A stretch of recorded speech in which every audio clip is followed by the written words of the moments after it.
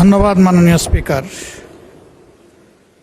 এই বিষয়টা আমলে নিয়ে হাউসে আলোচনার সুযোগ দেওয়ার জন্য আমি আরেকবার আপনাকে আন্তরিক অভিনন্দন জানাচ্ছি। এ পর্যন্ত যে কয়েকজন মাননীয় সংসদ সদস্য কথা বলেছেন তারা আমাদের সকলের প্রাণের কথাগুলোই বলেছেন। এই জন্য আমি তাদের সকলকে আন্তরিকভাবে ধন্যবাদ জানাচ্ছি। বিশেষ করে মনিরুল হক চৌধুরী সাহেব যারা বক্তব্য রেখেছেন তাদের সবার মধ্যে উনি বয়োজ্যেষ্ঠ, কিন্তু ওনার কথার মধ্যে গরম এবং নরম প্রচুর রস ছিল। তিনি তার রসের মধ্যে আলোচনাটাকে হারিয়ে ফেলেননি, বরঞ্চ রস দিয়ে ফুটিয়ে তুলেছেন। এটা তার আর্ট, এই জন্য তাকে বিশেষভাবে আমি ধন্যবাদ জানাচ্ছি। আমরা সবসময় বলে থাকি যে পজিশন অপোজিশন মিলেই তো হাউস পূর্ণ হবে, আর এই হাউসের প্রতি সারা দেশবাসীর প্রত্যাশা। আমরা আজকে যাদের কথা বলছি তারা আমাদের কারো না কারো ভাই, কারো পিতা, কারো সন্তান, কারো আপন আত্মার আত্মীয়। তাদের কান্নাগুলা সব আমাদের সামনে আসে না, এমনকি তাদের পরিবারের সদস্যদের সামনেও আসে না। প্রবাসীরা দুই ভাগে বিভক্ত। একটা অংশ যারা কার্যত রুজি রোজগারের জন্যই পা বাড়ান, এই পর্যায়ে এশিয়ার প্রায় সবগুলা দেশই পড়ে, সেখানে তাদের নাগরিকত্ব পাওয়ার সম্ভাবনা খুবই ক্ষীণ। অল্প কিছু সংখ্যক ভাগ্যবান মানুষ যারা ইনভেস্টর ক্যাটাগরিতে হিউজ পরিমাণ ইনভেস্ট করে সেখানে তারা একটা স্ট্যাটাস পান, কিন্তু তা হাজারেও একজন হবে না, এ সংখ্যা আরো কম। বাকি সকল আমরা তাদেরকে শ্রমিক বলি, আমি শ্রমিক বলতে নারাজ। তারা সবাই শ্রমিকও নন আসলে। এর মাঝে বিভিন্ন দেশের গুরুত্বপূর্ণ জায়গায় কর্মকর্তা হিসাবে অনেকে দায়িত্ব পালন করেন। আমি এই শব্দটার পরিবর্তন চাই, তাদের জন্য সম্মানজনক কোনো শব্দ ব্যবহার করা। এক শব্দে সবাই অ্যাকোমোডেট হবেন। আমরা খুবই আনন্দিত আমাদের এই হাউসে বাংলা, উর্দু, ফার্সি কবিরাও আছেন। তারা যদি এরকম কোনো ভালো শব্দ নিয়ে আসেন যেটা অন্তত তাদেরকে মানসিকভাবে কিছু সান্ত্বনা দেবে যে দেশ তাদেরকে ভালোবাসা এবং শ্রদ্ধার জায়গা থেকে দেখে, তো আমি অনুরোধ করব এই শ্রমিক এবং রপ্তানি, এই দুইটা শব্দ পণ্য রপ্তানি হয়, মানুষ রপ্তানি না হোক। এটাকে একটা সম্মানজনক জায়গায় আমরা নিয়ে যাই। মাননীয় স্পিকার, যারা বিশেষ করে পশ্চিমের দেশগুলোতে যাচ্ছেন তারা সাধারণত ফিরে আসার নিয়তে যান না, তারা যান সেখানে থেকে যাওয়ার নিয়তে। এর মধ্যে দুইটা ক্লাস, একটা স্রেফ ভাগ্য অন্বেষণে, আর একটা তারা জ্ঞানের অন্বেষণে। জ্ঞানের অন্বেষণে কারা যায়? দুই ধরনের মানুষ।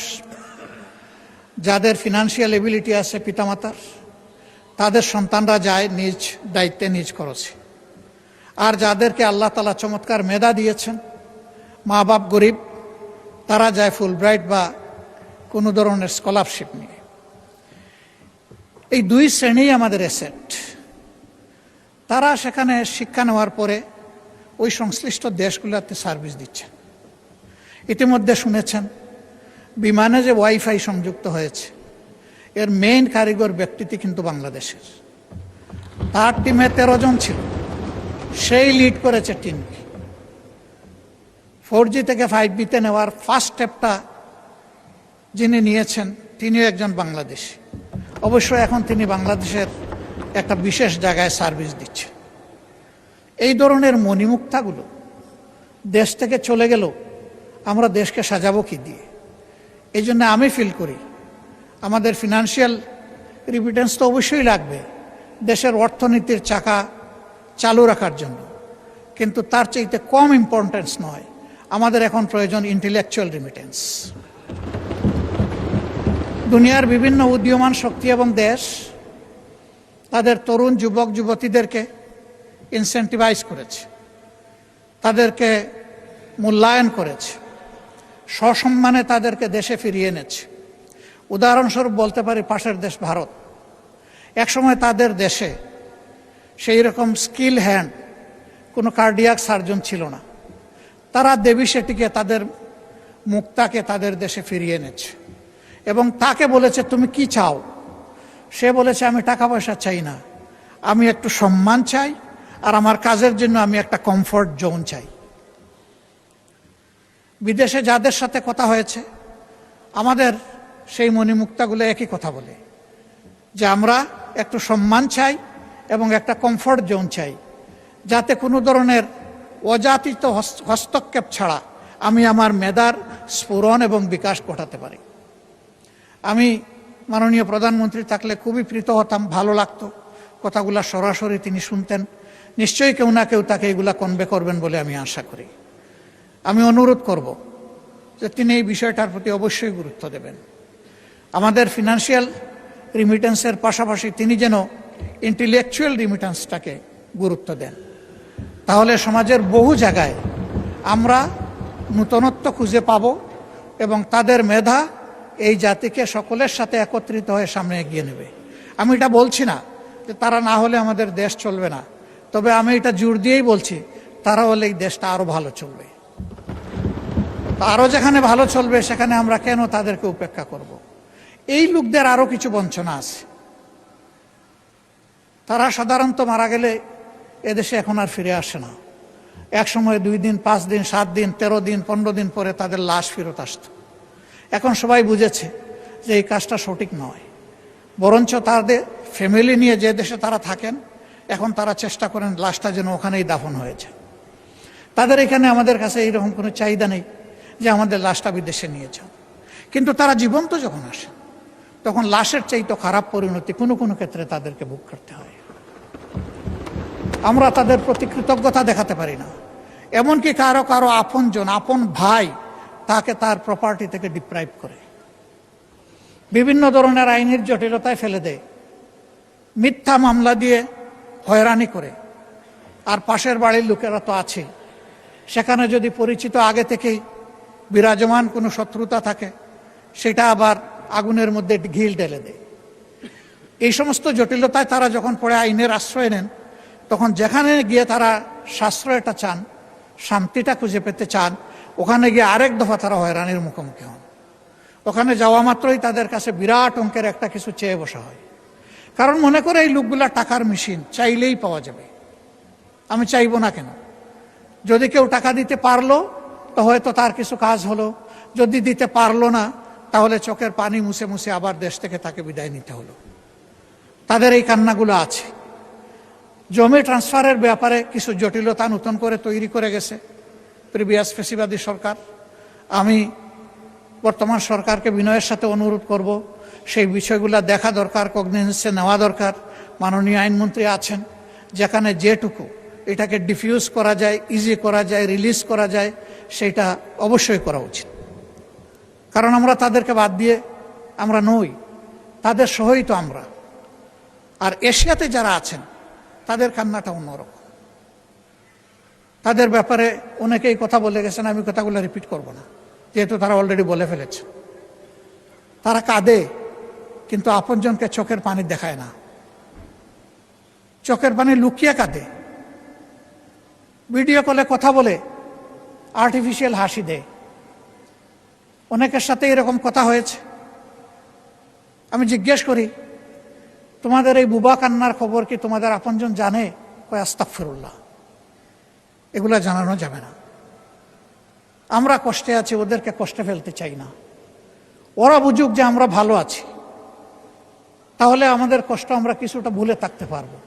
এখানেও কাঁদবো, ওখানেও কাঁদবে, এ তো হয় না। এরা কত মহৎ, নিজের কান্না বুকে চেপে আপনজনকে ভালো রাখে, দেশকে ভালো রাখে। এই লোকগুলোকে আমরা কি আসলে আপনজন হিসেবে নিতে পেরেছি?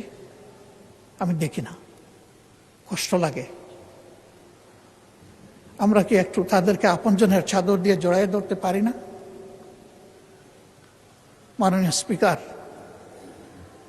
কেউ মরার জন্য বিদেশে যায় না। আমাদের এই ভাই এবং বোনেরা যায়, 2টা পয়সা রুজি করে পরিবারকে দিবে, দেশকে সাপোর্ট করবে, তারপরে দেশে চলে আসবে। কিন্তু আল্লাহ তাআলা কার মৌতের ফয়সালা কোথায় করে রেখেছেন আমরা কেউ জানি না। তারা যখন কেউ মারা যায় তখন তাদের লাশটা নিয়ে টানাটানি হয়। আপনজনরা চায় শেষবারের মতো অন্তত মুখটা দেখি। এ লাশ আসবে কিভাবে? সে তো রক্ত পানি করা, ঘাম জড়ানো, যা রুজি করেছিল সবটাই পাঠিয়ে দিয়েছে। আমিও তাদের 2-1টা মেসে যাওয়ার সুযোগ নিয়েছি ইচ্ছা করে। চিন্তা করা যায় না সেই লোকগুলো এখানে থাকে কিভাবে, খায় কি, ঘুমায় কিভাবে।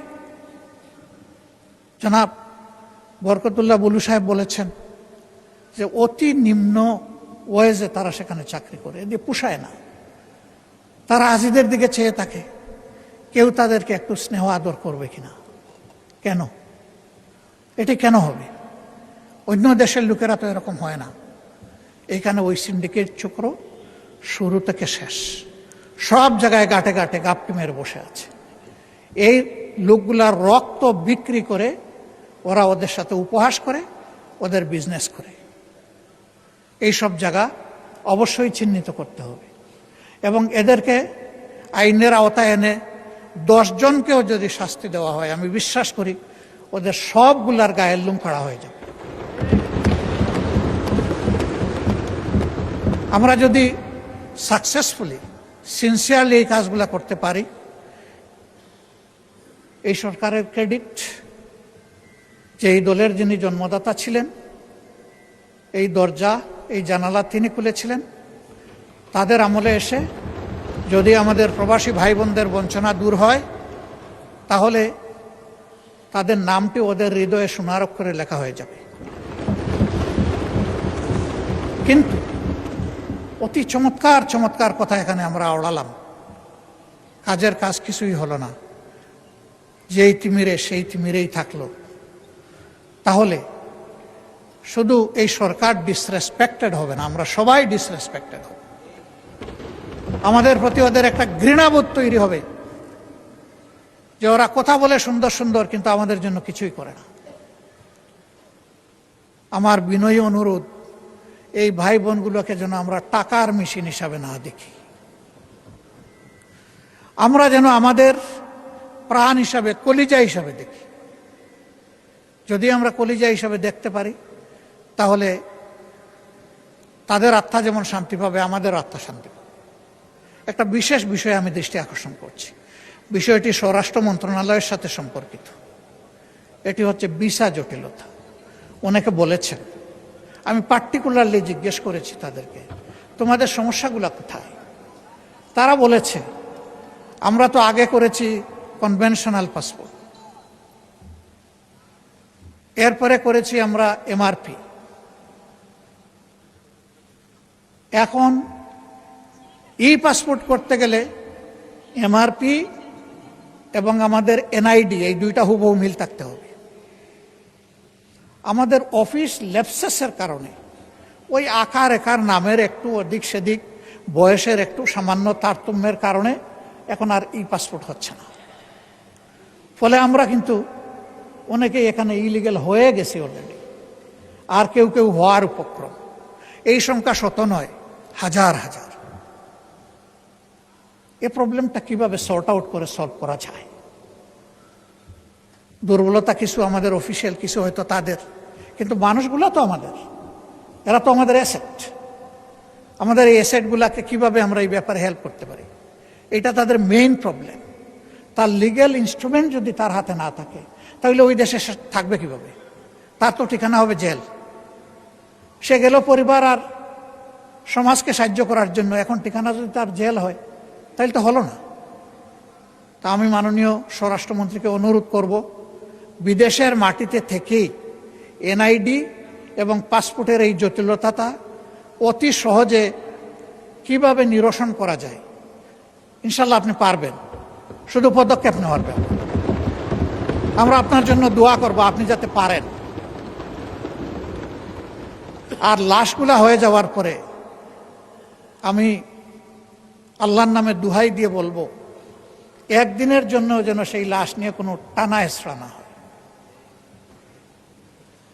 আমরা বেঁচে থাকলে, এই দেশ বেঁচে থাকলে সসম্মানে আমাদের কাঁধের উপর করে যেন সেই লাশগুলা দেশে নিয়ে আসা হয়।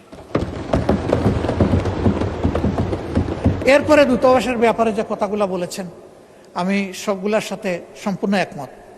কিন্তু দূতাবাস কর্মকর্তা কর্মচারীরা আমাদের ভাই বোন, আমরা তাদেরকে অপমানিত করতে চাই না। সরকারের উচিত তাদেরকে প্রপার ওরিয়েন্টেশন দেওয়া। এবং এখানে যে একটা চমৎকার প্রস্তাব এসেছে যে একটা সংসদীয় টাস্ক ফোর্স হতে পারে, দুনিয়ার ভালনারেবল যে সমস্ত কান্ট্রি যেখানে আমাদের সমস্যাগুলো বেশি, এই টাস্ক ফোর্স মাঝে মাঝে ফিজিক্যালি সেগুলো ভিজিট করবে, করে তাদের কথা নিজ কানে শুনবে। সেখানে দূতাবাসের আমাদের কর্মকর্তা কর্মচারীরাও থাকবেন। এই সব কিছু মিলে আমরা যদি একটা টোটাল প্যাকেজের দিকে যাই, তাহলে আমি রিমিটেন্স বাড়ার উদ্দেশ্যে বলছি না, আমি বলছি মানবতাকে সম্মান করার উদ্দেশ্যে আমরা এই কাজগুলা করলে আমি বিশ্বাস করি এই রিমিটেন্স দ্বিগুণ তিগুণ বেড়ে যাবে ইনশাআল্লাহ।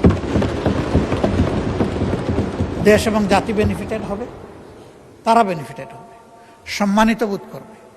আমরা যেহেতু তাদেরকে যোদ্ধা বলছি, আমরা যেন মেহরবানি করে তাদেরকে বীরের সম্মানটুকু দিই। আমার যোদ্ধা আমার বীর, কাজেই তারা যেন বীরের সম্মান পায়। সেইটা কিভাবে পাবে, সরকার এটা ফর্মুলেট করুক। আমাদের কোনো সহযোগিতা চাইলে আমরা হোল হার্টেডলি করবো ইনশাআল্লাহ। আজকের এই আলোচনাটা আমাদের কোনো বিতর্ক ছিল না, এই আলোচনা ছিল আমাদের হৃদয়ের কিছু আকুতি। আমি বিশ্বাস করি সবাই সেই জায়গা থেকেই কথা বলেছেন। মাননীয় স্পিকার আমাকে সুযোগ দেওয়ার জন্য এবং এই আলোচনাটা আজকের হাউসে আনার জন্য আমি বিশেষভাবে আপনাকে ধন্যবাদ জানাচ্ছি। এই আলোচনা সার্থকতা পাওক, এটা হারিয়ে না যাক,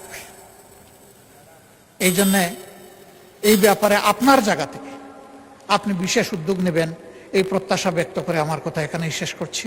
আল্লাহ হাফিজ। বাংলাদেশ জিন্দাবাদ। আসসালামু আলাইকুম। ধন্যবাদ মাননীয় বিরোধী দলের নেতা। আমি অনেকগুলো সংসদে অংশগ্রহণ করার সুযোগ পেয়েছি। কোনো বিরোধী দলের নেতাকে কোনোদিন কোনো প্রস্তাব দিতে দেখিনি কোনো সংসদে। এই প্রস্তাবটি জনকল্যাণের জন্য আপনি দিয়েছেন, সেই জন্য আপনাকে ধন্যবাদ জানাই।